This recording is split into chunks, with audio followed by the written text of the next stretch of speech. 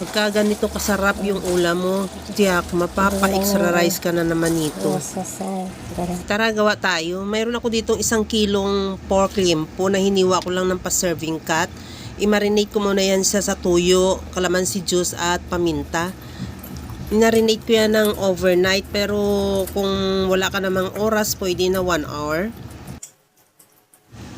Magpainit na ako ng mantika at i-share ko na yung pork limpo.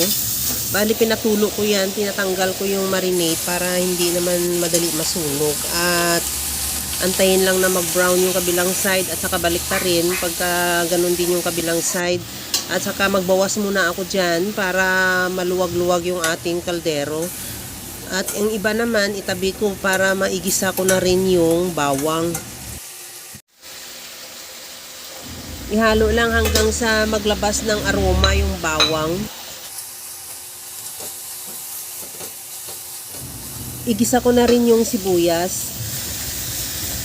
Ihalo lang din hanggang sa mag-translucent at isabay ko na rin yung ating pork limpo sa paggisa.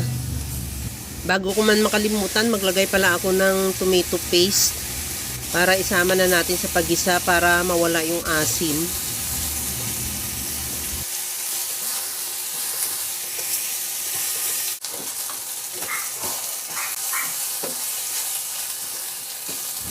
Maglagay na rin ako ng oyster sauce at isunod ko na ilagay yung pinagbabara natin sa pork limpo kanina. Lagyan ko na rin ng dahon ng laurel at star anise at maglagay ako ng kunting chili flakes, optional, pero ako recommended ko siya dahil mas masarap talaga medyo maanghang. Pero kung mayroong ayaw mo ng maanghang, pwede namang hindi ka maglagay. At nilagyan ko na rin ng tubig para pampalambot, takpan hanggang sa maluto at maglambot yung pork limpo. Pagka ganito na natuyo na rin siya at naghihiwalay na yung sauce sa mantika, okay na to. Tikman ko na rin kung okay na yung timpla niya. Maglagay ako ng asukal, bali 1 tablespoon lang. Optional naman, kung ayaw mo maglagay pwede. Pero kinakailangan talaga maglagay siya para ma-enhance yung lasa ng ating sauce. Depende naman sa'yo, kung ayaw mo talaga maglagay ng asukal, pwede mo namang hindi mo lagyan. Tikman ko ulit kung okay na talaga yung timpla niya.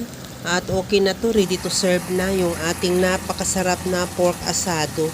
Kaya mga kalasa, kung nagustuhan mo yung ating video, please like na lang at paki-share na rin sa inyong mga friends. At kung bago ka pa lang sa aking channel, subscribe na at i-click mo na rin ang bell button para sa mga notification. Okay na to, luto na.